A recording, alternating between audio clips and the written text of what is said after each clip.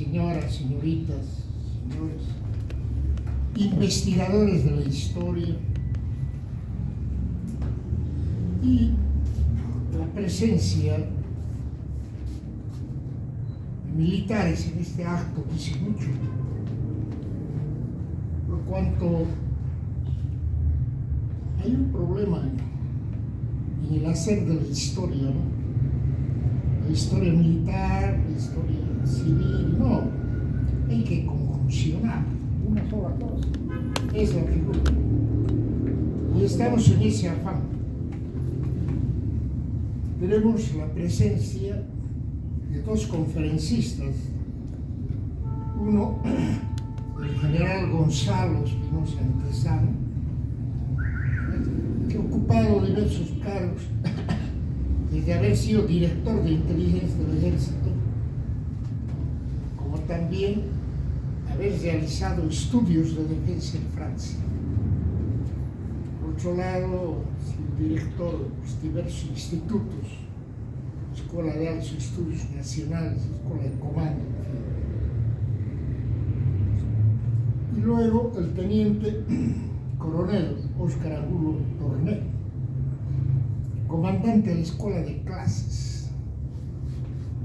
Digo con franqueza, tuve el honor que sea mi comandante cuando era profesor, mi persona, del curso de perfeccionamiento, el suboficial sin clases, Guido Pradel, 12 años sin profesor. Él es autor del libro Chingolo, el niño que derrotó al Che Guevara. Una obra que indudablemente complementa todo el hacer de la historia de la guerrilla. Y hoy, en la conferencia que se va a exponer, es sobre la contraguerrilla. Yo diría que es la primera vez que se va a exponer un tema así ante un público de esta índole. Se han escrito muchos libros, es increíble. Lo que recuerdo, por ejemplo, José Luis Alcázar publicó la primera obra, La guerrilla en Yancahuazú, publicada en México con fotos, era corresponsal de guerra, en fin, enumerar sería mucho, ¿no? Entre los que recuerdo, el general Vargas, por ejemplo, general después, en esa época era capitán, ¿no? Que actuó en la acción del Vado del Yeso, en que él, José, fue denominado como el León de Masicurí. Él también ha escrito su libro sobre la guerrilla. Son varios, ¿no? Muchos los que han escrito. Pero esta sería la primera conferencia pública sobre la contraguerrilla y como actores, entre ellos el teniente coronel Óscar Angulo ha estado en la guerrilla durante 7 meses, ha conocido, ha palpado la realidad. Pero aquí hay que acotar algo que también es importante, ¿no? El Instituto de Investigación Histórica Militar, coronel Julio Díaz Arguedas, ha publicado una obra fabulosa que lo he leído, Jaque Mate, cayó el Che, Victoria Política Militar de la República de Bolivia. En esta obra encontramos la expresión de 700 testimonios de actuantes de la guerrilla. O sea, el tema es muy complejo, ¿no? Muy complejo. Bolivia vivió esta etapa a partir del año 1967, conocido, pero dentro, diríamos, la confidencialidad, 1966, ya estaban los guerrilleros, y estalló la cosa, no sé si recuerdan, aquel 23 de marzo del año 1967. La labor fue ardua hasta el combate de El Chulo, donde fue capturado Che Guevara. Y después una fracción alcanzó a vencer la frontera, ¿no? juntamente con Inti Perea. En fin, hay mucho que hablar sobre este punto. Invitamos al general para que inicie la disertación, luego al teniente coronel. Pase usted, general.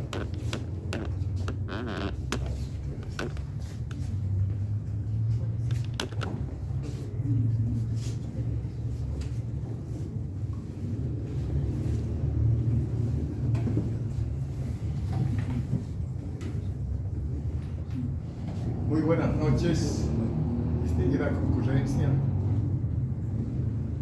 damas, caballeros. Primero, agradecer al doctor Augusto Villarroel por la invitación que nos hace, porque es importante señalar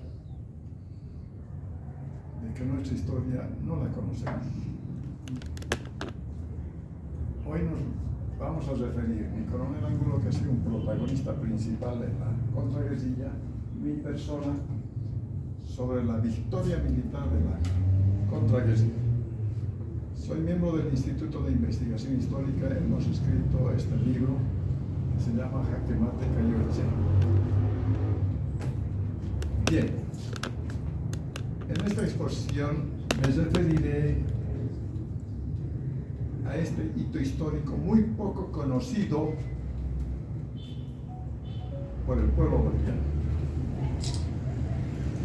Y al hacerlo esto, hago mi reconocimiento a todos los oficiales, suboficiales, sargentos, soldados que han actuado en este conflicto. Al mismo tiempo, rindo mi homenaje a todos los caídos en cumplimiento del deber del servicio militar, oficiales, suboficiales, sargentos, soldados que han ofrendado su vida, nos han garantizado la seguridad nacional y nuestra soberanía. La historia de nuestro país está escrita con páginas de sangre, gloria, heroísmo, siempre demostrando la bravura de nuestros soldados.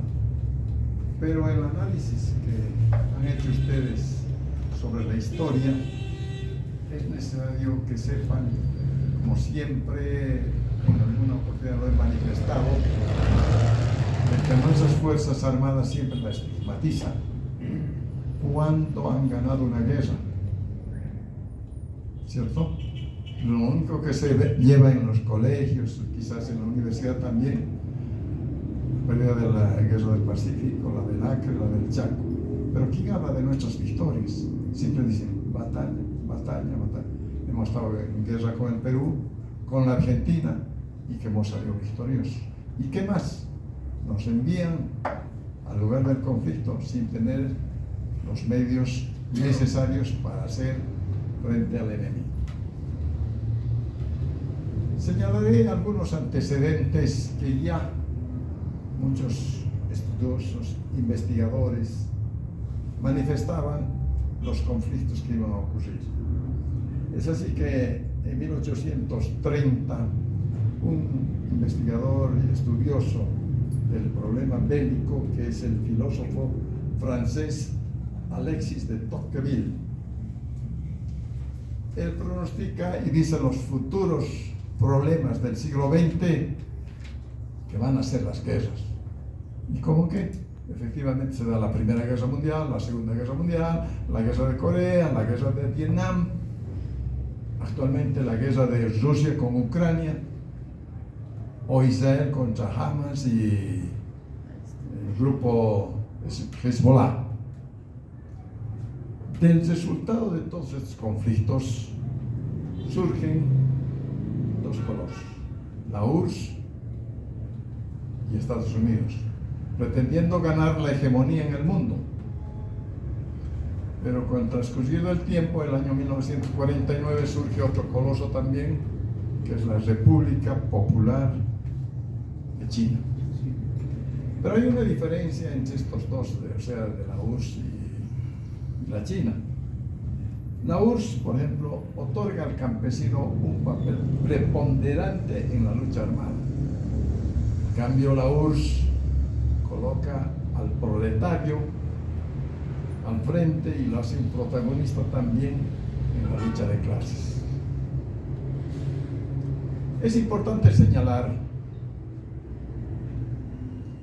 que en el sistema democrático el Estado está al servicio del hombre, pero en un sistema dictatorial, socialista, comunista, el hombre está al servicio del Estado. Por favor, la primera. Perdón antes. La exposición que vamos a hacer,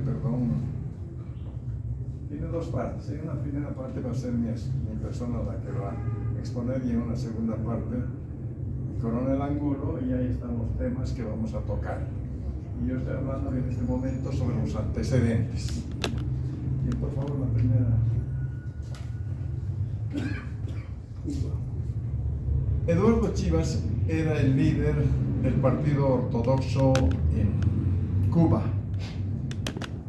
Y él, le estoy hablando del año 1952, y se refiere a Castro porque Castro pretendía incorporarse a este partido ortodoxo. Entonces, ¿qué dice él?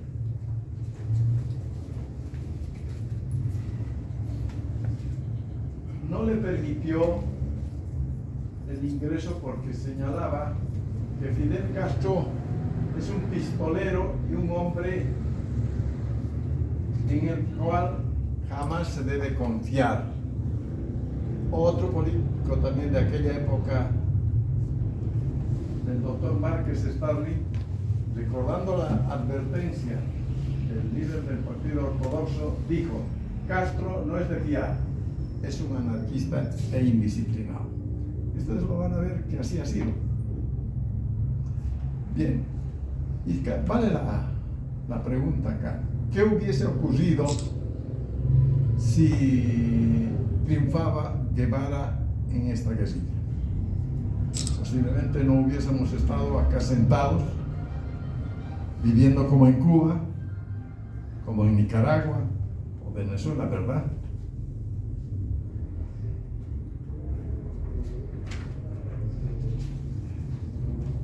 Fulgencio Batista, estamos hablando de Cuba, asume el poder en Cuba en el año 1952, pero era contrario a la ideología socialista, comunista, y empieza a tomar presos y los exilia a Guatemala. Ahí había una buena cantidad de exiliados, donde también se encontraba una política de izquierda expulsada de su país, que era Hilda Gadea, peruana. Este grupo, lógicamente, en su ideología siempre andaba haciendo problemas en Guatemala. Pero ¿qué ocurre? Porque en ese momento había el problema de la Guerra Fría, y si era el comunismo y el socialismo que iban a tomar el poder o un partido de derecha.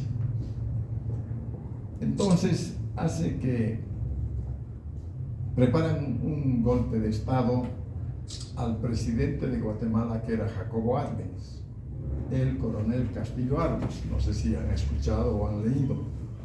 Entonces lo depone a este presidente, y de Guatemala salen todos los exiliados cubanos y se van a México.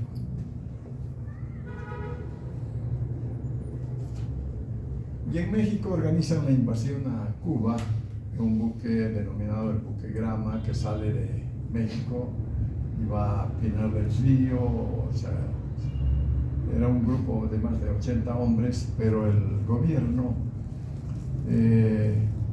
llega a reprimirlos, quedando unos 20, creo. El resto mueren en la acción, y ahí empieza la guerrilla de Cuba. Entonces, en el desarrollo de las acciones, quiero señalar un aspecto que a veces nosotros más importancia le damos aquello que han escrito los apologistas de Guevara, ¿cierto? Guevara, el gran comandante, Guevara. Pero para mí, señores, no lo digo yo, dicen muchos escritores, era una máquina de matar. ¿Por qué les digo? Él en el buque Grama va supuestamente como médico, ya en Sierra Maestra, en su accionar, había un guajiro que los colaboraba a las fuerzas de los guerrilleros, pero al mismo tiempo dice que colaboraba con el gobierno. Entonces Fidel Castro dice: aquí hay un traidor y hay que ejecutarlo. Organizan el pelotón para fusilarlo y los cubanos dicen: pero ¿cómo lo vamos a matar a este? Si este es el que nos ha ayudado, no podemos matarlo. Entonces saca su pistola Guevara, va y le da un tiro en la cabeza y le escribe a Indagadea, indicando que a partir de ese momento dejaba de ser el médico y pasaba a ser guerrillero. Por favor, ahí está, no lo digo yo, por favor, señores, aquí están los libros. Guevara, la vida en juego. Era simplemente un enfermero. Sí se puso a estudiar medicina del año 48 al 51, 3 años, y había aprobado 14 materias en la Facultad de Medicina, que comprende 30 materias. Pero él era un aventurero. Nunca ha hablado de política estando en su estudio en colegio, en la universidad, qué sé yo, jamás. Pero le gustaba recorrer el mundo, como en las cartas que le escribe a su madre, le dice: mamá, no te preocupes, recorreré el mundo. ¿Y qué es lo que pasa? Que en ese trajín hay también otros investigadores que van buscando la información fidedigna, y entre eso está un cubano, Pedro Corso, no sé si han leído algún libro de él, y hace la investigación. Se va a la Facultad de Medicina en Buenos Aires y pide información de este señor que supuestamente era médico. ¿Y saben cuál fue la respuesta de la universidad? Señor, no tenemos ningún documento de él. Creemos que en el incendio que hubo se quemó toda la documentación de Guevara. ¿Qué nos muestra eso, señores? Que nunca ha sido médico, nunca fue médico.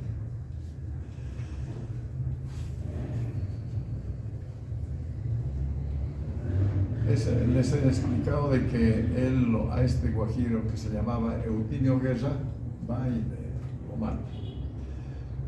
Otro pasaje que podemos señalar es: han debido escuchar o leer, por ejemplo, el asalto al tren blindado en la Revolución Cubana.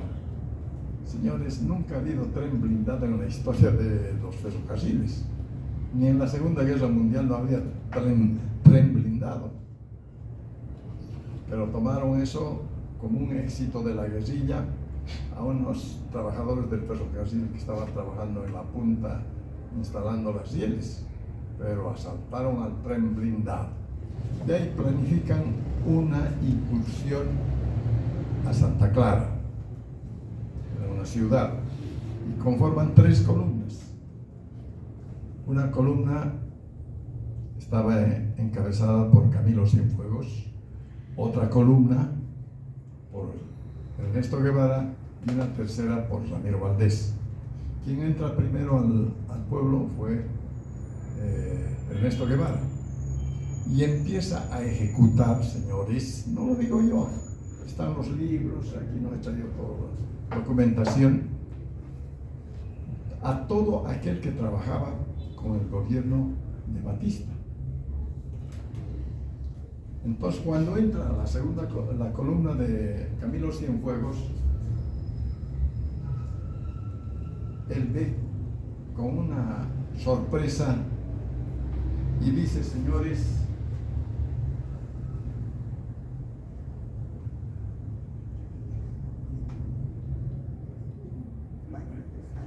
este es un baño de sangre. ha habido una pila de muertos. ¿Dónde están los papeles? Porque había unos muertos, pero no había ningún documento de un juicio. Solo que Guevara ordenaba, no, ese trabajaba, lo ejecutaba. Entonces ahí ya muestra una distorsión de una persona con buenos sentimientos.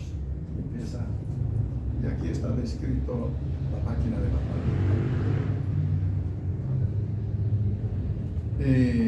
Es necesario que sepan que en la Revolución Cubana el primer puesto lo ocupaba, por supuesto, Fidel, segundo Raúl Castro, tercero Camilo Cienfuegos y el cuarto Huber Matos. No sé si han escuchado de Huber Matos, el comandante Huber Matos.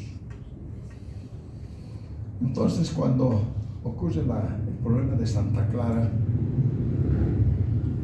ya Camilo Cienfuegos estaba un poco en oposición a Fidel Castro, hace de que, para que esto no se difunda la información, primero el que lo acusa es Huber Matos, que le dice que se ha desviado la revolución al comunismo, y no puede ser, y lo toman preso durante 20 años en Cuba, a Huber Matos. De ahí sale y se va a Miami. Es el que nos escribe acá comentarios sobre Huber Matos, sobre nuestro libro. Ahí está. Bien. Después Guevara es nombrado ministro de Industria, presidente del Banco Central, comandante de la fortaleza de la Cabaña. Pero en la fortaleza de la Cabaña, señores, empieza a cometer los crímenes más grandes. Ahí están los libros, dicen que hizo matar a más de 200 personas. Allá, por ejemplo, no había juicios, no había nada. El que estaba en oposición al gobierno era ejecutado.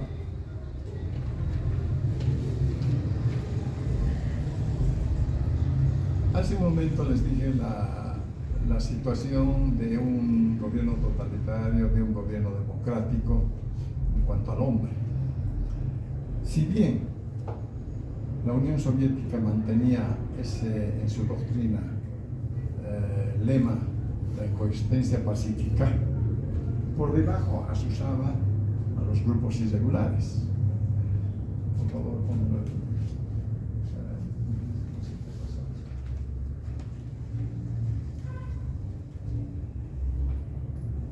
Alexander Selepin era director del servicio secreto de la Unión Soviética. Propone un plan maestro que era posesionar los países centroamericanos, es decir, creando un nuevo patio trasero contra Estados Unidos en una segunda cabecera de playa antinorteamericana en Nicaragua, considerando que Cuba era la primera. ¿Qué quiere decir esto? Que por debajo iban apoyando a estos movimientos. Pero antes de continuar con Cuba, es necesario que sepan que la posición de Guevara fue contrario a la Unión Soviética, porque él se declara maoísta y los soviéticos tratan de aniquilarlo a Guevara, ¿no es cierto?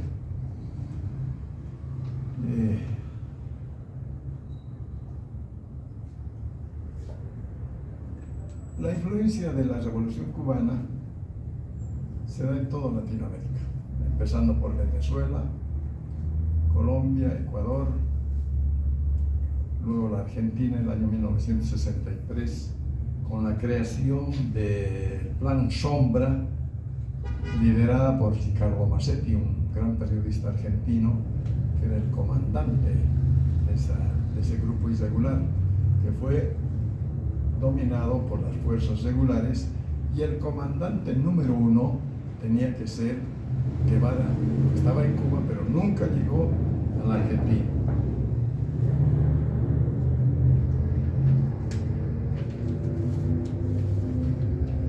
En mayo de Castro fue enviado al Congo como una forma de deshacerse del problema. O mejor dicho, Guevara, pues Castro lo envió al Congo. Y era la guerrilla en el Congo, no sé si ustedes recuerdan, contra Lumumba. Y el comandante era el general Reich. Pero Fidel Castro, a fin de deshacerse de él, lo saca de comandante a Drake y lo coloca a Ernesto Guevara de comandante, un blanco de comandante en la guerrilla del Congo. Pero en mayo de 1966, Castro lo hace llamar a Mario Monge. ¿Quién era Mario Monge? Mario Monge era el presidente del Partido Comunista en Bolivia y le dice que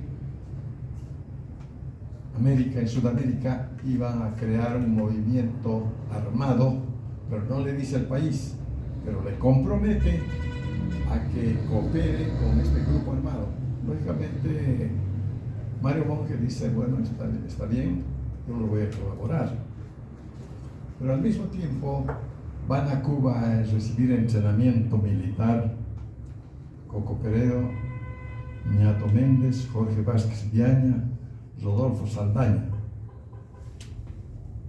Y al mismo tiempo terminan ellos su curso y llegan agentes enviados por la Dirección de Inteligencia de La Habana a Bolivia ya a preparar la conformación del grupo guerrillero.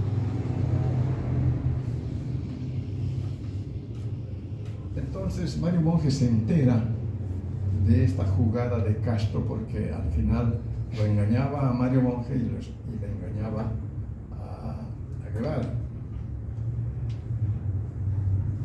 Y Mario Monge, al enterarse de la organización de la guerrilla, va a Ñancahuazú. Y en Ñancahuazú tiene la entrevista con Ernesto Guevara. Por favor, ayuda al cinto. Después de la entrevista con Guevara el 31 de diciembre del 66, o sea, la noche de Año Nuevo, Guevara dijo que la lucha sería larga. Esto le decía a Monge.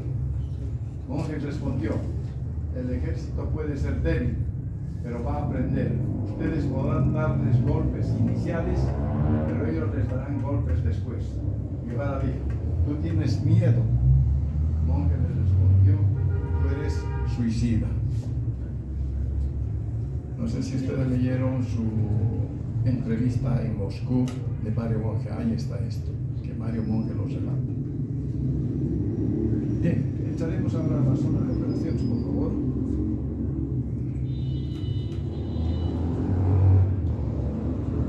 Este es un tema bastante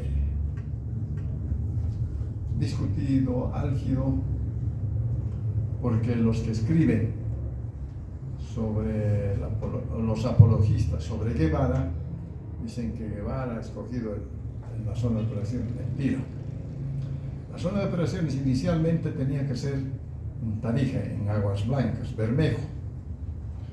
Después intentaron instalarse en Caranavi, en el norte del Paceño, pero había una unidad militar próxima, tampoco lo hacen allá, y finalmente el que decide es Coco Peredo con los grupos de bolivianos en el sudeste. Este grupo, esta zona de operaciones era, en la zona norte era la carretera Cochabamba-Santa Cruz, desde Samaipata hasta el río Parapetí en el sur. Al este estaba el Río Grande y al oeste ya la cordillera. Esta zona le pertenecía o le correspondía su cuidado a la 4ª División del Ejército. Como siempre, nuestras unidades militares totalmente disminuidas, no tenían medios, no tenían ni siquiera lo suficiente como para ir a hacer frente a los subversivos. Entonces, el coronel Humberto Rocha, que era comandante de la cuarta división, en base a las informaciones y al examen de situación, saca la primera orden número 0167, no sé si está ahí, donde señala: ejecutar en una primera fase el cerco al enemigo y en una segunda fase estrechar el cerco con la finalidad de destruir al enemigo y estar en condiciones de gravitar con orden hacia el norte sobre estos grupos guerrilleros. Entonces las fracciones militares empezaron sus reconocimientos en la zona y le tocó al mayor Plata ir a la zona de Ñancahuazú. Organiza su compañía en la vanguardia, lo pone al teniente Rubén Amézaga, juntamente con el capitán Silva. En la retaguardia lo pone al teniente Loaiza, y al centro se ubica él con el grueso de la compañía. Al hacer el reconocimiento, entran a ese lugar denominado el Cajón, y allá los guerrilleros habían preparado la emboscada. Entonces empiezan a disparar a diestra y siniestra, lo matan a este teniente Amézaga, a algunos suboficiales, sargentos, soldados, y el resto, el mayor Plata, por no exponer más a la gente, pues le obligan a entregarse, y en esta contienda mueren varios militares, pero a fin de salvarlos deciden entregarse. Lógicamente que fue un punto de inicio de la acción subversiva guerrillera, de la lucha armada. Y el servicio de inteligencia de la cuarta división recibía informaciones y no podían ir a recoger los cadáveres porque decían que ahí mismo estaban los guerrilleros y no se tomaban ninguna actitud. Pero esto ocurrió un día 23 de marzo en el Cajón, en la zona de Ñancahuazú. Pero el 3 de marzo o el 3 de abril sacan otra orden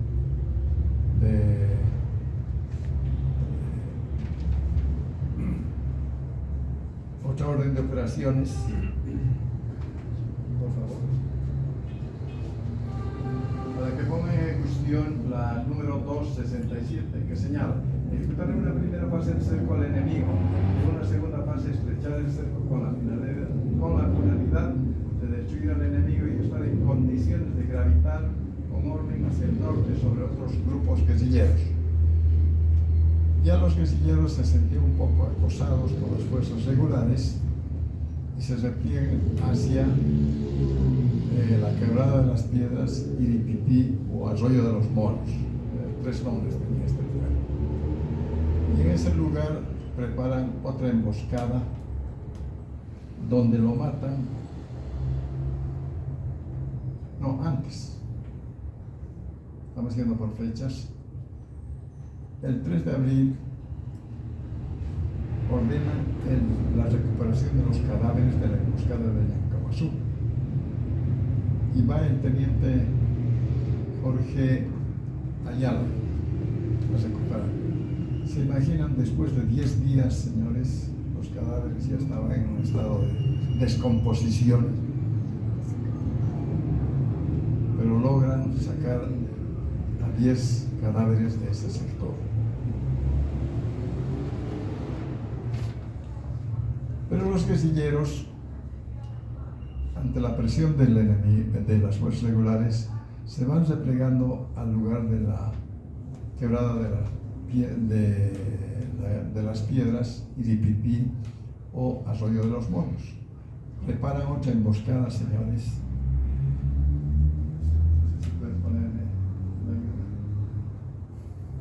El 7 de abril sale la orden que señala: la cuarta división realizará operaciones de limpieza con pequeñas unidades, rastrillará todas las bases utilizadas por los guerrilleros, buscando a estos y una vez tomado contacto, perseguirlos hasta lograr su destrucción. O sea que las fuerzas regulares empezaron a desplazarse en Yancahuazú. Y ellos preparan otra emboscada en el lugar, donde dan de baja a otro teniente que se llama Luis Saavedra Arambel. Lógicamente también caen soldados, sargentos, pero en este combate, señores, cae el primer guerrillero subversivo que se llamaba Jesús Suárez Gayol, rubio, cubano. Del grupo que estaban siendo emboscados logran zafarse unos cuantos soldados y van y dan parte al grueso.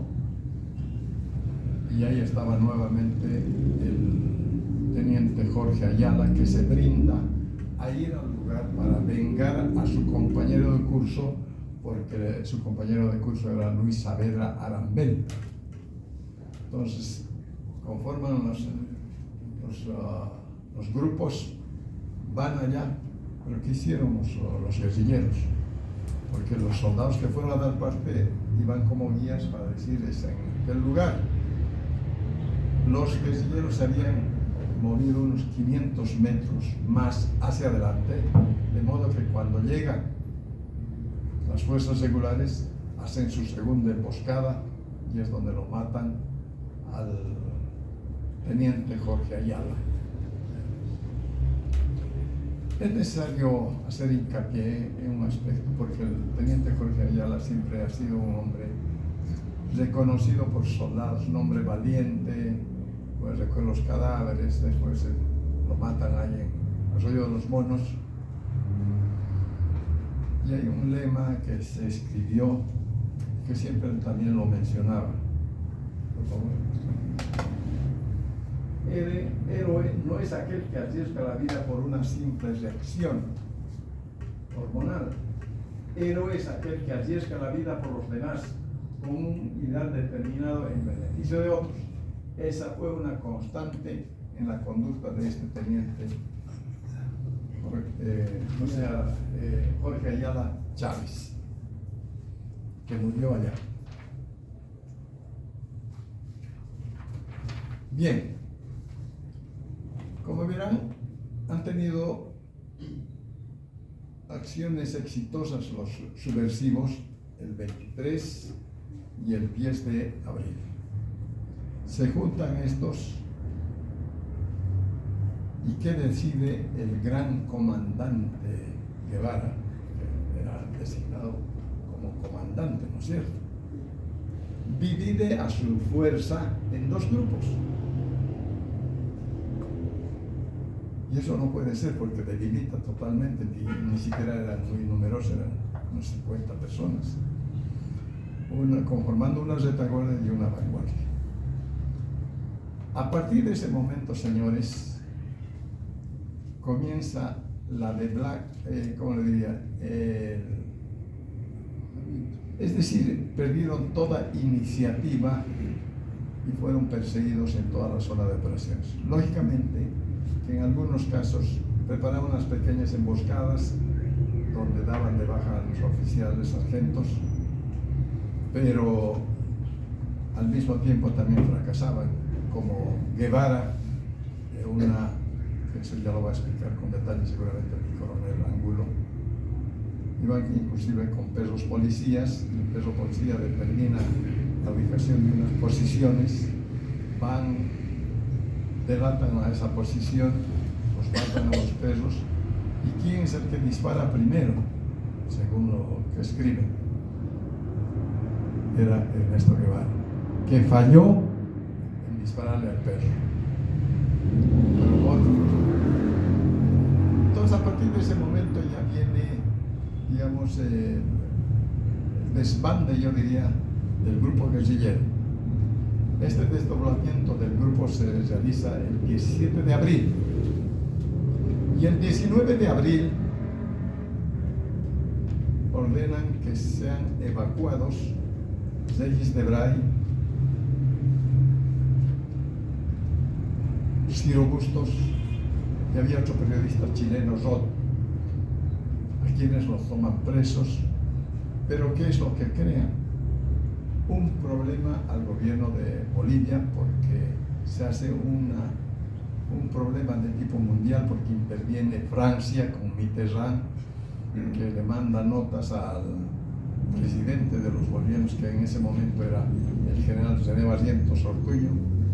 Y bueno, era ya escandaloso, la justicia militar ahí determina las sentencias, etcétera, etcétera. Es largo para poder explicar en detalle, pero no es como escriben los apologistas. El gran comandante Guevara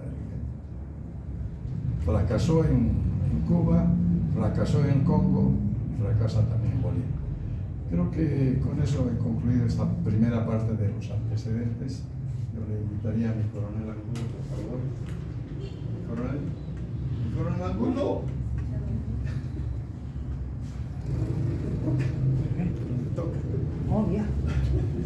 Para que entre a la segunda parte.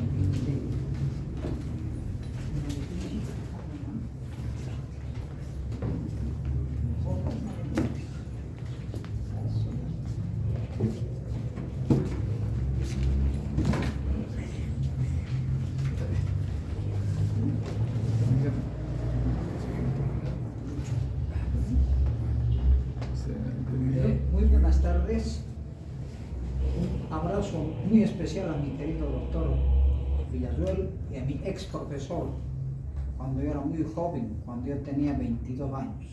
Ahora ya soy mayor que él, 83. Sí, ¿no? Para mí es un placer estar con ustedes. Yo soy excombatiente de las guerrillas de Ñancahuazú. He estado 7 meses, mi compañía, la compañía a la que yo he pertenecido, es la que ha estado más tiempo en las guerrillas, desde el mes de mayo hasta diciembre, ¿no? Y la emboscada del Churo ha sido en octubre, ¿no? Pero de todas maneras, lo que yo quiero manifestar antes de todo son 3 aspectos fundamentales por los cuales nosotros hemos triunfado en esa guerrilla. El primer aspecto está relacionado al amor y al profesionalismo y al cariño que tenía al país nuestro querido general René Barrientos, ¿no? Quien juntamente era seguido por todos los miembros de las Fuerzas Armadas. Ese es un factor sumamente interesante que no podemos perderlo de vista. Él ha sido nuestro pivote y nuestra guía, ¿no? Nosotros hemos sido las ovejas que estábamos adentro, ¿ya? Bueno. Otro factor que ha influido mucho en nuestro triunfo, ya parte lo dijo mi general Antesana, con muy buen tino, es todas las traiciones y esa conducta sinuosa de Fidel Castro, que prácticamente desde Argel, cuando Che Guevara da su discurso, ¿no? Allá los hace, van a disculpar a los señores, los hace pelota a los rusos, a la Unión Soviética, indicando de que los rusos eran peor que los americanos, eran más imperialistas, ¿no? Y no ayudaban absolutamente nada a Cuba. Y eso era una gran mentira. A la media hora de que acabó su discurso el señor Guevara, ¿no? Ya estaba tocando a las puertas del Palacio de Gobierno al embajador de Rusia en Cuba. Y ahí se habló con él, primer ministro Castro, o el Che Guevara o Europa del Este, escoja.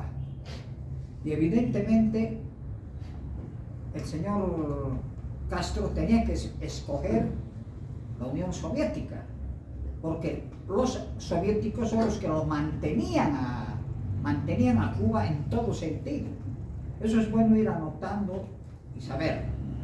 Y de ahí otras cosas, vino la cuestión de del Congo, para deducir un poco, pues ya lo dijo mi general Antesana, el problema del Congo, vino la cuestión de la carta que hacen firmar al Che Guevara, donde tiene que denunciar a su nacionalidad, a sus cargos, etcétera, etcétera, y él no quería firmar y le obligan a que firme, y él dice, muy bien, voy a firmar, pero siempre y cuando no pongan la fecha, y cuando yo me muera o tenga un triunfo, recién hacen conocer esta carta.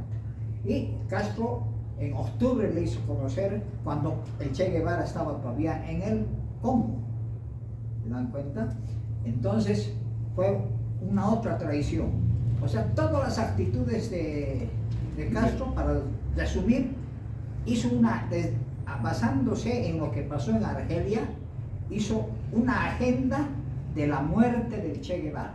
Esa era su función, porque el Che Guevara era una piedra en el zapato dentro de Cuba y posiblemente tenía hasta más apoyo que el mismo Fidel Castro, ¿no?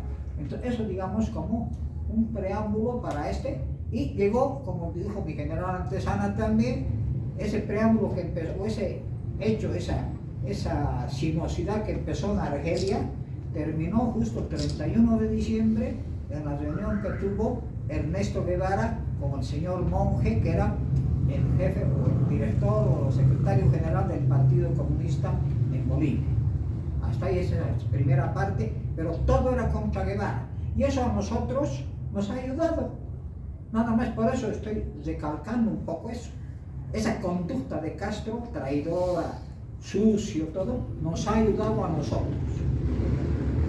El otro punto que nos ha ayudado también a nosotros, que también en parte ya lo digo mi general Antesana, es la parte de los errores y la falta de la conducción, ¿no? Debilidad en la conducción que tuvo el Che Guevara durante todo el tiempo en las guerrillas de Ñancahuasso. Pero eso es un problema ya del Che Guevara, no de nada que ver ya el Castro. ¿Se dan cuenta? Y por último, pues, como les dije en principio, la actitud de nuestros soldados, que eran leales a nuestro presidente, y nuestro presidente nos apoyaba alma, vida y corazón. Y eso ha sido muy importante para ese triunfo.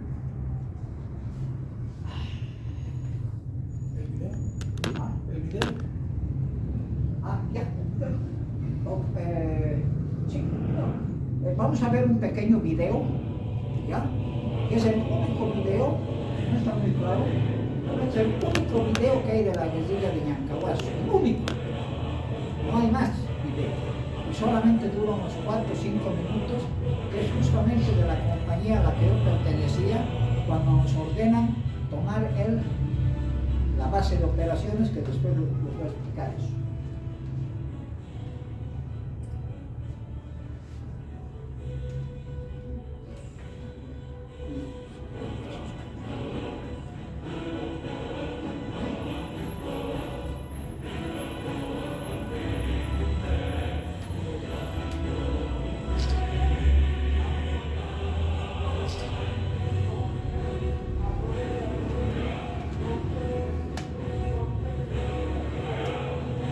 En este momento nosotros estamos haciendo fuego a todo lo que es la base de operaciones que está allá, ¿no?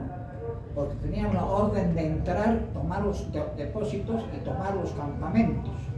Y para no ir a caer en alguna trampa, porque en el monte todos son iguales, no se ve. Entonces, primero disparamos morteros, disparamos lanzacohetes, etcétera, etcétera, como fuego de ablandamiento. Ese lanzacohetes, ese muchacho tenía 16 años y ese que está ahí tenía 22. Que está con la mano en la cintura. Sí. Chimbolo es el de la izquierda. Yo estuve ya con Chimbolo en las guerrillas, aquí en la izquierda, donde dice Chimbolo. Ahí cumplió 16 años Chimbolo. Esta foto es el 6 de esta filmación fue el 6 de agosto. Esta es la casa de Calamina.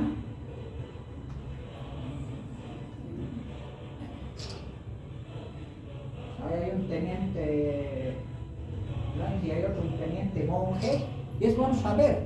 Yo quiero que vayan conociendo la verdad. Ese teniente monje, excelente oficial, ojo, ¿no? Pero cometió un grave error en las guerrillas. Cuando escapó un guerrillero, Pepe Velasco se llamaba, escapó del grupo de Joaquín, lo agarró preso, ¿no? Y en vez de utilizar lo que los indique dónde están los depósitos, dónde está todo el carro, en menos de 24 horas lo fusiló. Errores que cometemos también nosotros. Si tenemos grandes errores nosotros, y es bueno que ustedes sepan, porque nosotros no podemos ocultar, no tenemos que ser, van a disculpar, no tenemos que ser alcahuetes de los errores que han cometido algunos camaradas dentro de las Fuerzas Armadas.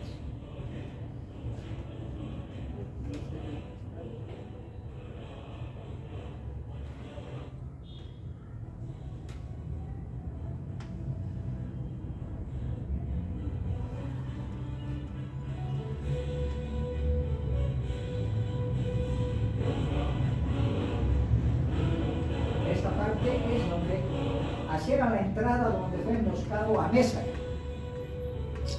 Esa curva así, ahí es el cajón. Entrando a ese patio, ahí fue emboscado a Mesa. Fíjense los farellones a los costados. Difícil que escapen, difícil taparse o meterse a un hueco, no había. ¿Se dan cuenta? Y ahí cayó el teniente a Mesa.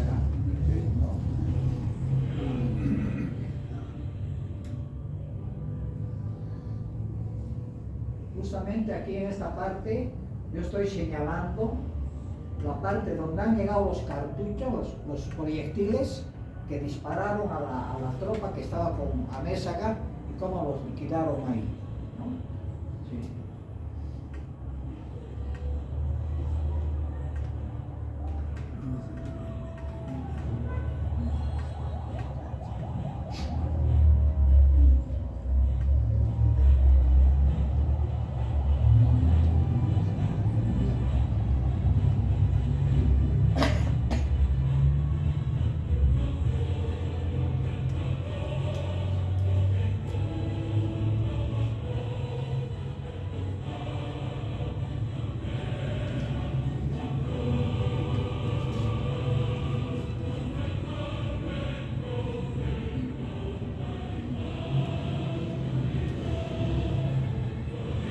Aquí está la lista de todos los 50 y tantos soldados que murieron en las guerrillas.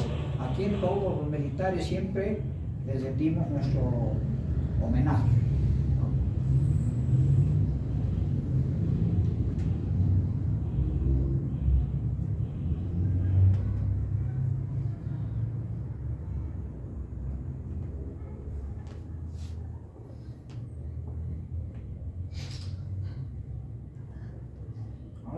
Hay uno, por ejemplo, que su comandante se quejaba que murió, no está en esta lista. ¿Por qué no está en esta lista? Pues se les fue, no, se va, porque murió ahogado en el Río Grande.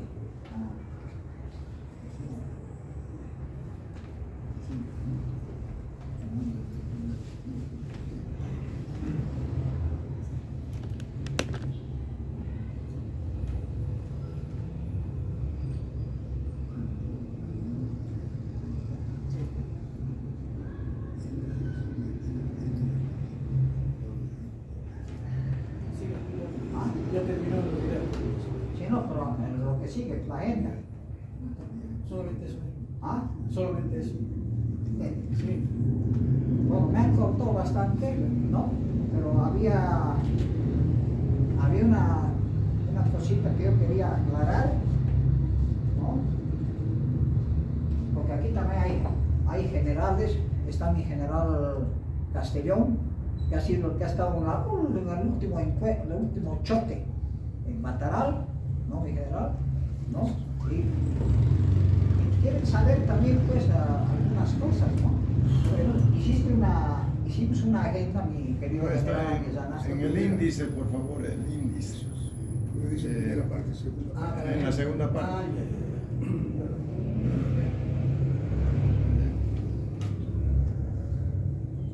Toma del campamento.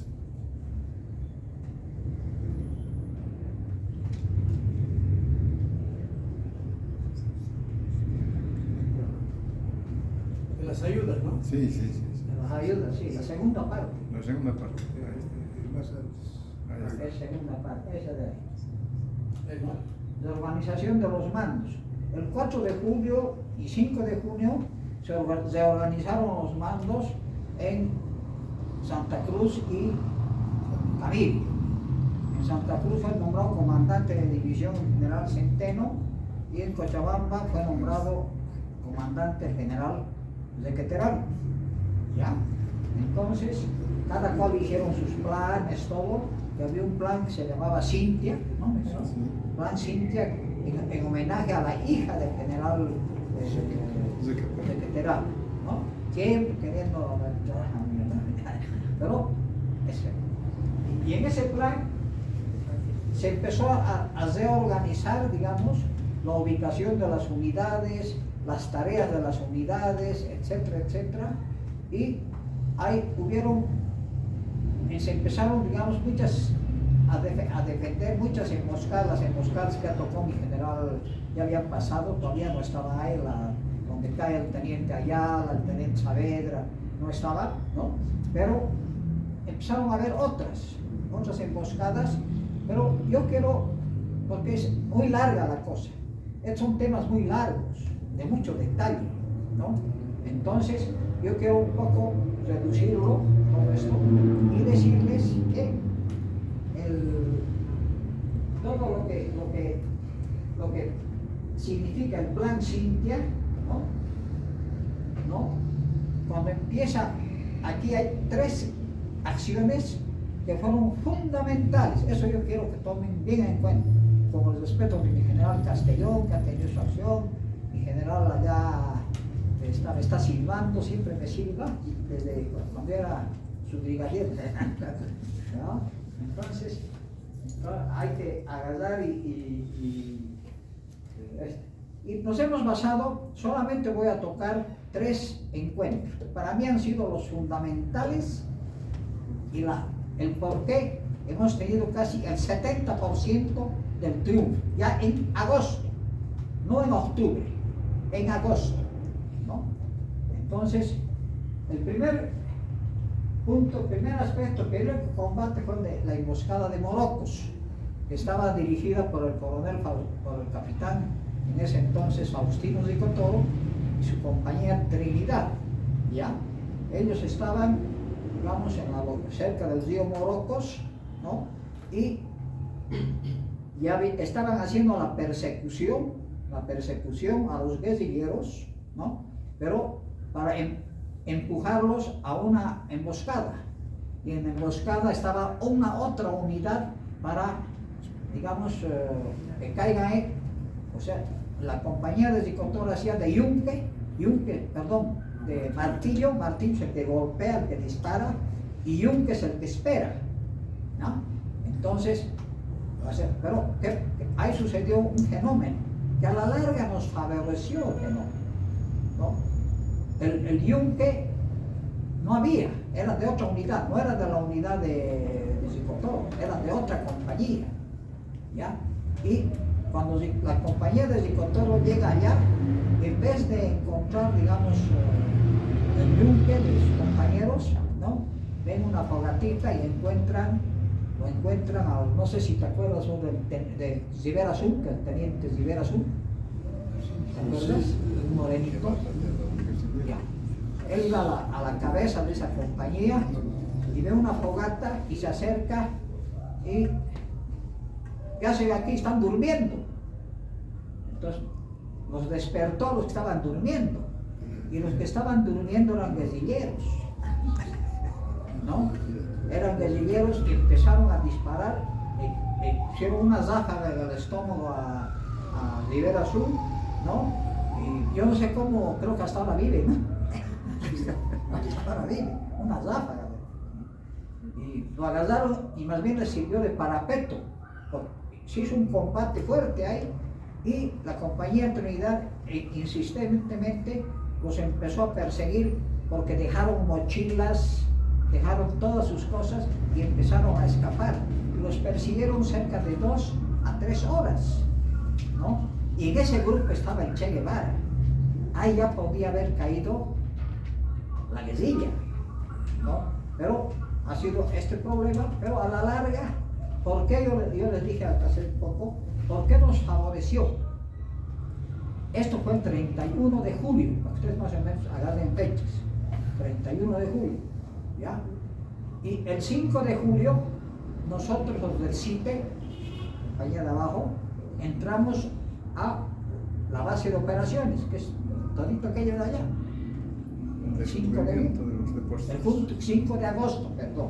O sea, a 3 días de Morocos. Entramos allá con tal suerte que empezamos.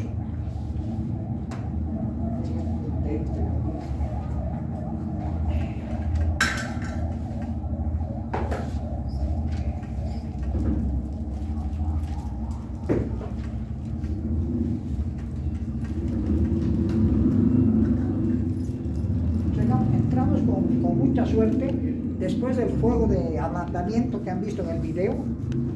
Entramos nosotros aquí. Estos señores, para los que no saben, y para recordarles a mis camaradas y a mis superiores generales, ¿no? Esta es la base de operaciones de la guerrilla. Aquí es donde, esta era la casa, diremos, del Che Guevara y sus depósitos. Para que tengan una idea, desde aquí hasta un poquito más allá, hasta el campamento El Oso, la distancia eran 13 kilómetros.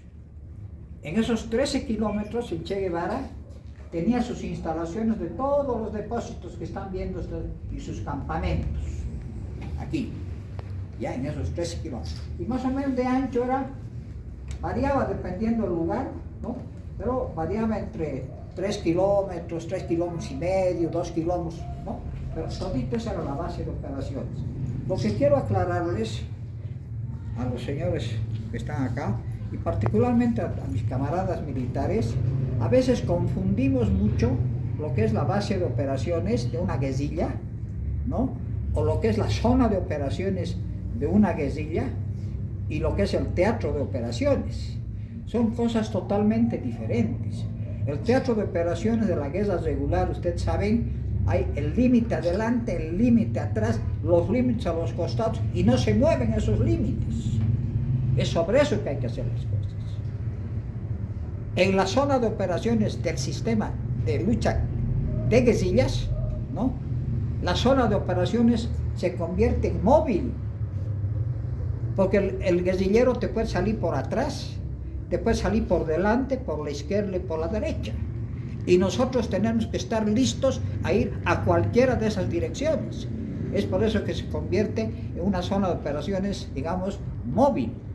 Pero la base de operaciones es lo más importante, porque aquí estaba la estructura. Aquí estaban sus 5 depósitos que hemos encontrado nosotros del Che Guevara, ¿no? Sería largo explicarles, pero más o menos en forma sintética.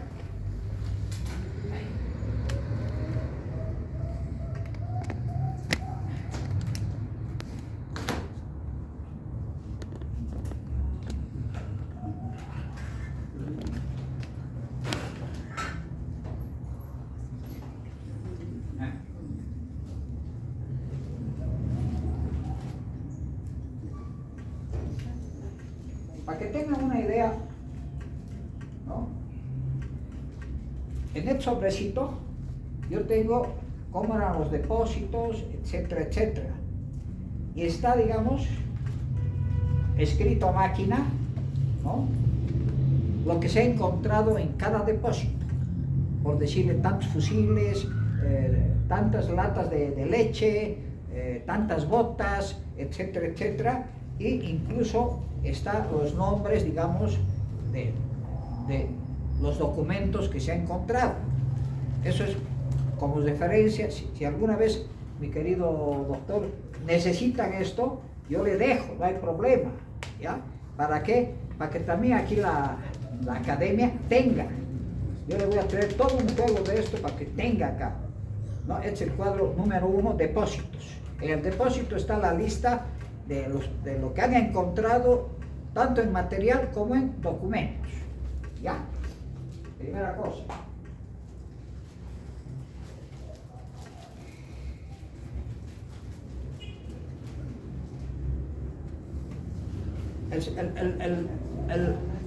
el número 2 se refiere, aquí dice, guerrilleros en la zona de operaciones. O sea, teníamos 53 guerrilleros que evidentemente estaban alojados aquí en la base de operaciones, pero ellos estaban trabajando en toda la zona de operaciones que es esta. ¿Ya? Para que tengan una idea, aquello tiene 13 kilómetros de largo. Esto tiene 120 kilómetros de largo. Porque aquí está, de aquí abajo está Camiri y de aquí allá está Valle Grande, ¿no? Y está el río, o ¿cómo se llama? La carretera de Santa Cruz, Cochabamba. Pero esto se convirtió en zona de operaciones cuando entró ya la 8ª división, porque inicialmente nosotros estábamos hasta el río, ¿ya? Y justamente un error, eso también para mis queridos generales particularmente, ¿no? Es una crítica constructiva. Cuando se hacen cargo de sus mandos el general Centeno y el general Requeterán, entran en un acuerdo. ¿Y cuál era el acuerdo? El acuerdo era que general Centeno, que estaba al norte, ¿no? Hacia el sur solamente podía ir hasta el Río Grande, no podía pasar el Río Grande. Y justamente ese fue el problema que ocasionó esto de Morocos, porque la que hacía Yunque era de una división y la que hacía Martillo era de otra división. Ya no sé si más o menos la figura. Y el general Requeterán no podía ir al norte solamente hasta el Río Grande. Ese tipo de errores no son aceptables militarmente en este tipo de guerra. ¿Se dan cuenta? Entonces, ¿por qué lo habrán hecho? Ególatras, no sé, pero alguna cuestión que... De todas maneras, mi querido doctor, aquí está todo el documento, y lo que yo quería para que ustedes sepan que lo que estamos hablando es verdad, ¿ya? Aquí dice este documento, guerrilleros zona de operaciones, o sea, los que estaban ubicados ahí, pero trabajaban aquí, salían a hacer patrullas, etcétera, etcétera, ¿ya? Y para que vean, señores, sin mentirles, empezando del Che Guevara, ¿no? Aquí está el Che Guevara, aquí están los 50 y tantos, sus cartes de los 50 y tantos, no estamos mintiendo, con fotografías, edad, estatura, todo, ¿ya? Y esto lo hemos agarrado en el mes de agosto. ¿Ah? Aquí habían 53 fichas hay acá, 53 fichas, zona de operaciones.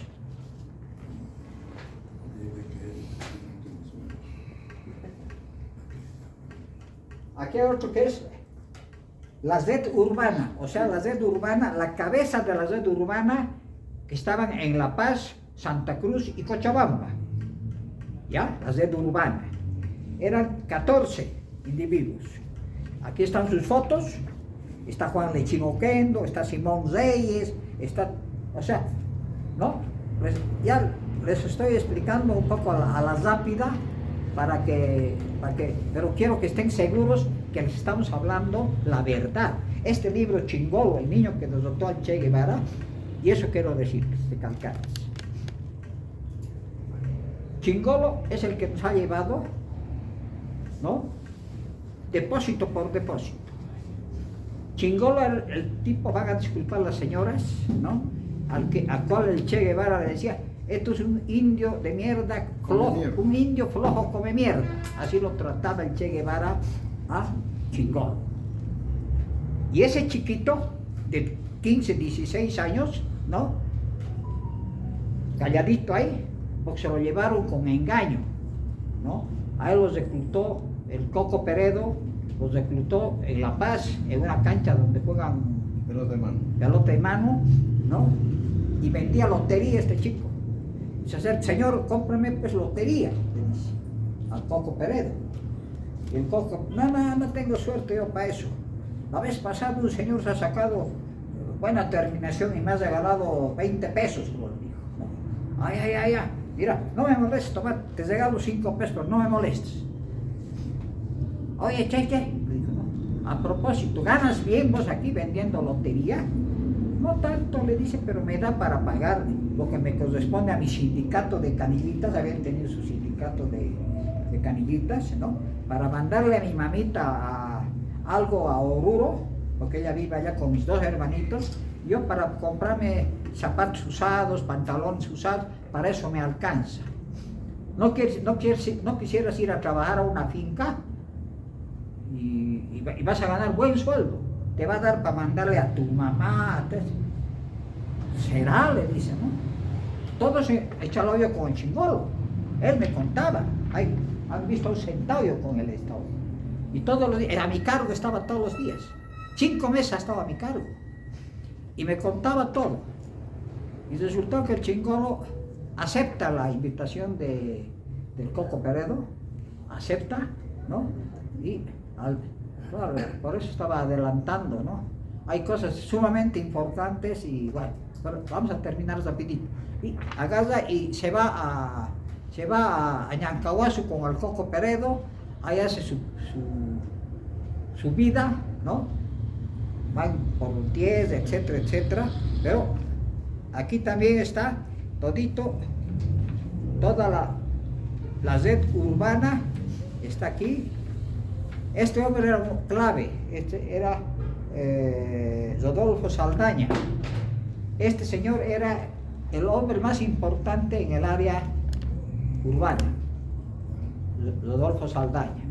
Este manejaba a un grupo pro Guevara de la Universidad San Andrés y los captó, a toditos esos, los captó para que rindan sean dependientes del Inti Peredo, porque los Peredo, eso también es bueno que sepan, los Peredo tenían sus charlas y decían, oye hermano, del Coco al Inti, ¿no? ¿Qué pasa si el Che Guevara se muere mañana? Porque podría morir, ¿no? En un encuentro, ¿qué pasa? Vamos a permitir que sea un cubano el jefe, ¿no? Uno de nosotros tiene que ser. Y ellos dos son los que le metían calda al Che Guevara en contra de Marcos. Marcos era el guerrillero más capaz que había de los cubanos que han venido a Bolivia. Y era su padrino, lo degradaron a soldado, como es, a guerrillero de la retaguardia, ¿no? Pero se hizo amigo íntimo ¿de quién? Del chingolo. El chingolo lo atendía, le daba su cafecito, le hacía todo. Entonces, de esa manera el chingolo, ¿no? Y tenía apoyo hasta que lo mataron a Marcos, desertó el chingolo, lo agarraron al chingolo, nos los entregaron a nosotros y se quedó con nosotros hasta que terminó las guerrillas, incluso lo hicieron soldado oficialmente con orden de la división, etcétera, etcétera, ¿no? Y bueno, pues, y colorín colorado, como están apurados, el cuento se ha terminado. Pero me hubiera gustado, porque hay muchas cosas que hay que... Pero sigue. No, pero siga. Siga, no, yo... ¿Qué dicen esto? Continúe. Ah. Continúe con Sí. Ya. Para terminar a la Esa es la emboscada de Vado y eso es. Eso sí. Aquí está, en estos está todo, está Juan Lechín, está Simón Reyes, etcétera, etcétera, todo lo que se llama la red urbana, y eran 14. Rapidito vamos a avanzar de ahí. Sí, creo que está. Después viene la red clandestina, ¿no? No están con fotos, pero están los nombres, y la red clandestina son 45. Imagínense, todo esto ha caído aquí estaba toda la organización de la guerrilla. ¿Ah? ¿Qué? Ocupación de los depósitos. Ahí. Claro, todo esto ha caído en los depósitos, ¿no? Entonces la red clandestina eran 45. Todo eso lo voy a pasar, mi querido doctor. ¿No? Este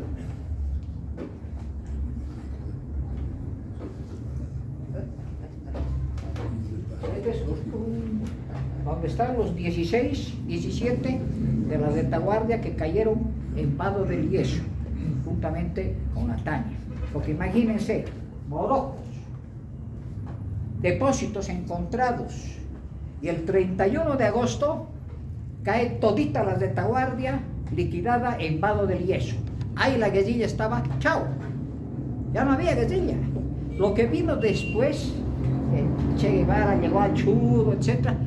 El Che Guevara ya ha sido la cereza, ¿no? Pero no significaba nada ya su muerte, porque ya estaba andando descalzo, creo, no sé qué tal se ve.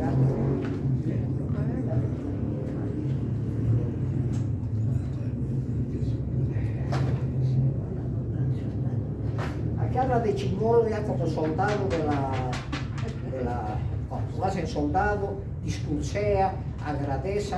El discurso del comandante de compañía, que era el que, ¿no? ¿Te acuerdan de Rolando Sarabia? ¿No? Él hace un gran discurso al Chingolo y él retribuye. Y otro que hace un gran discurso, no sé si alguno de las señoras de repente lo han debido conocer, este muchacho Salamanca, Aldanger Salamanca. Ah, sí, pues de ¿Ah? España. ¿Qué? Que vivió en España. Ah, Sí, ya. lo han debido conocer. Un chico excelente, era de los soldados. ¿Ya? ¿Qué pasa, David? Este es largo para explicar, pero no les voy a explicar todo, pero este se llama, ¿no?, periodo de entreguerrillas.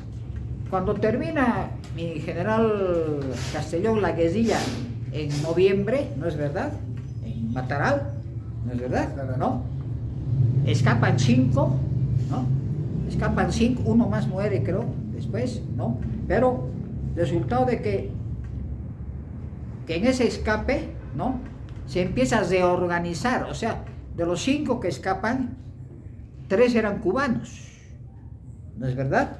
Y los cubanos se van a Cuba vía Chile, cuando hicimos la operación aerotransportada, que es otro capítulo sumamente interesante, ¿no? Pero estos llegan a escapar hasta Chile, y allá los recibe la hija de Allende, una de las hijas de Allende, de Salvador Allende, ¿no? Bueno, y estos, pero toda esta organización se llama periodo de entreguerrillas, en lo que termina Ñancahuazú, ¿no? Termina Ñancahuazú y empieza Teoponte el 70. En ese lapso hubo muchas cosas en el país que muy pocos han sabido qué es lo que ha pasado, ¿no? Por ejemplo, aquí yo tengo un documento, las señoras deben conocer a varios de esos, ¿no? Pero aquí está todita la documentación, con fotografías, con cardex, todito. La base era del ELN. El ELN era la base.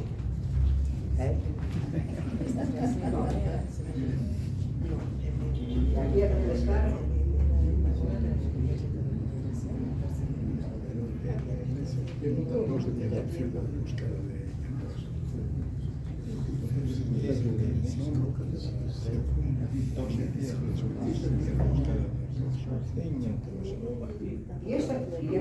Hay un otro documento que no sé dónde se ha metido, pero se trata, y eso también quiero que sepan, aquí en Cochabamba particularmente, el LN, el documento que no es por ahí, lo voy a hallar, se llama Los crímenes cometidos entre los del LN. Y en cada crimen yo menciono el nombre del asesino, el nombre del muerto y por qué lo han matado. Hay un chico Quiroga que lo matan en Cuba con el revólver del Chato Pérez, en Cuba, pero hay otro que lo matan aquí, lo hacen cavar su tumba. Está el nombre en el documento, por eso quería mostrarles pero te voy a hacer llegar ese documento.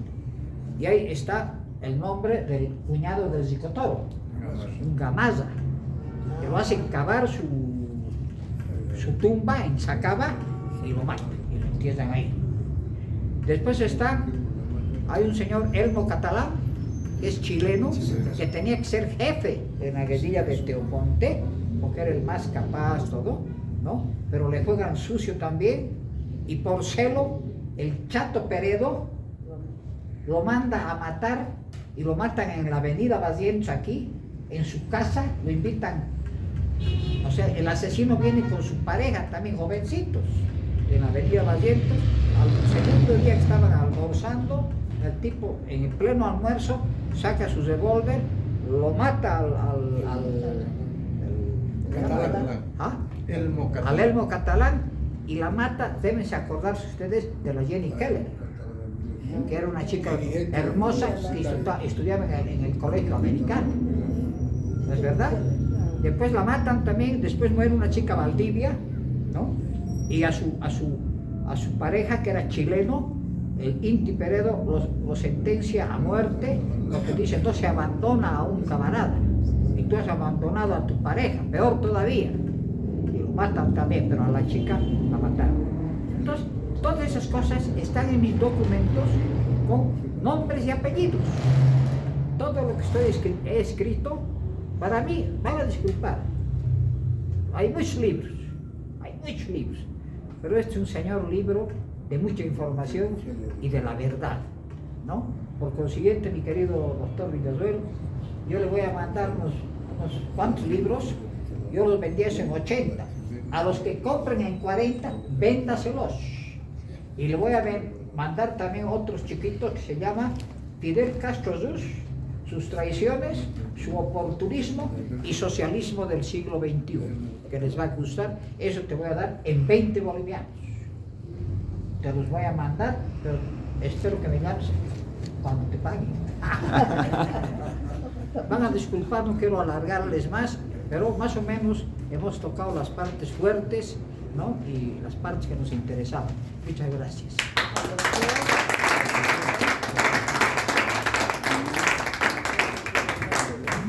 Preguntas, por favor. Es una costumbre ya en los museos, aclarando lo siguiente, que las preguntas sobre el tema, concretas, porque si el que pregunta se va a extender, le invitamos a hablar, ¿no? Lamentablemente, el tiempo que hemos dispuesto es muy reducido para poder hablar en detalle toda la campaña de la contraguerrilla, pero por lo menos se les ha dado alguna información para que tengan una idea cómo se ha desarrollado estas acciones. Hay muchas cosas que es interesante. Por ejemplo, la emboscada de Vado de Yeso se debe precisamente a la información que da Chingolo, ¿no? Y ahí muere, por ejemplo, también toda la fracción de la retaguardia de Guevara, Joaquín, los más guerrilleros. Bueno, ahora, por favor, ¿Alguna pregunta, por favor? si tienen algunas preguntas, estamos para... Solamente una apreciación muy personal. Dígame. En primer lugar, felicitar a los expositores por darnos un tema tan importante que muchos quisiéramos refrescar y, bueno, han sido momentos muy importantes en la historia de nuestro país. Simple apreciación. Tenía yo 15 años, entonces leíamos en la prensa las noticias que salían, la campaña o el enfrentamiento en Vado del Yeso, y lo que más impresionaba es cómo caían también los guerrilleros, ¿no? Como Mano, Joaquín, y eran unas fotografías espectaculares de nuestra geografía boliviana, pero los guerrilleros estaban en un estado lamentable de saponificación.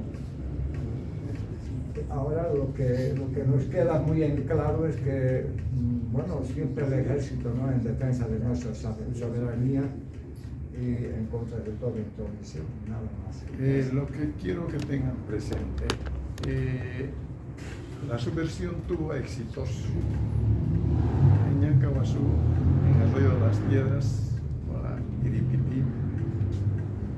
Después, cuando se separa el grupo, es donde viene la debacle de toda la acción subversiva.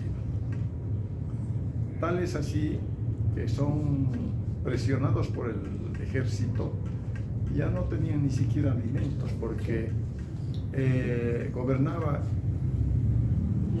René Barrientos, que gozaba del aprecio, el cariño del pueblo boliviano, hablaba quechua. Es difícil en un poco tiempo.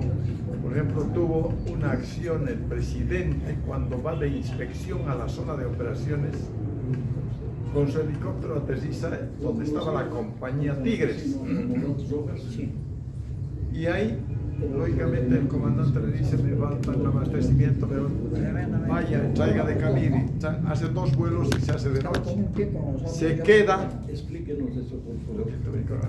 se queda a dormir en un campamento militar el presidente. Y ahí le dice al comandante: haga de cuenta que soy un soldado más. Y le asignan un puesto de centinela de 2 horas que ha hecho en plena selva. Y al día siguiente ha distribuido desayuno a los soldados. Esas cosas no saben. Y fue un presidente. El general René Barrientos. Bueno, por favor, quiero dar las conclusiones. Sí, un ratito, hermanito. Esto es mejor que las conclusiones. No, es que es importante. Señores, este es el libro de medicina del Che Guevara. Interesante, ¿no ve? Y más interesante que el Che Guevara está con su libro en este árbol, en la foto. Por favor. Para la Comisión de Historia del Bicentenario de la ¿qué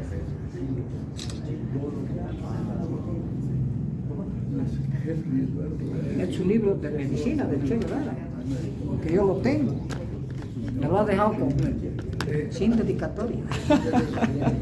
Hay muchos aspectos que deseáramos hacerles conocer a ustedes, pero lamentablemente el tiempo es corto.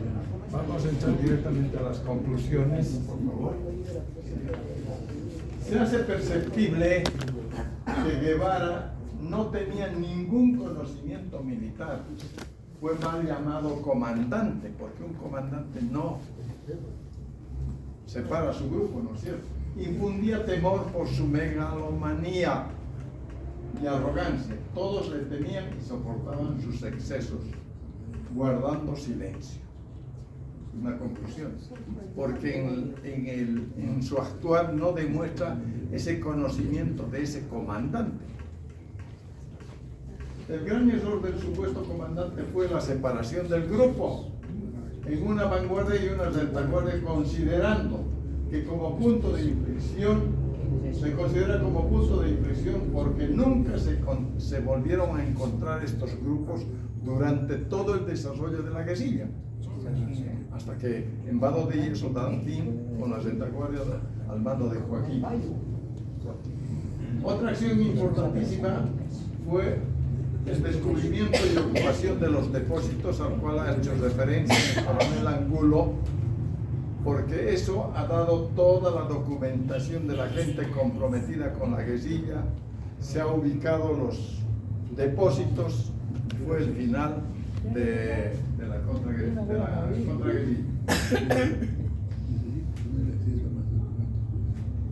Con la victoria de las fuerzas regulares sobre la subversión, queda en la teoría la pretensión de vietnamizar Sudamérica, ya que no se presentaron más acciones de violencia o movimientos irregulares, porque la intención de la revolución cubana era vietnamizar Sudamérica.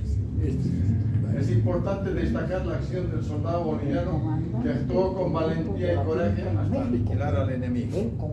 Esas son las conclusiones. Con eso hemos terminado nuestra exposición.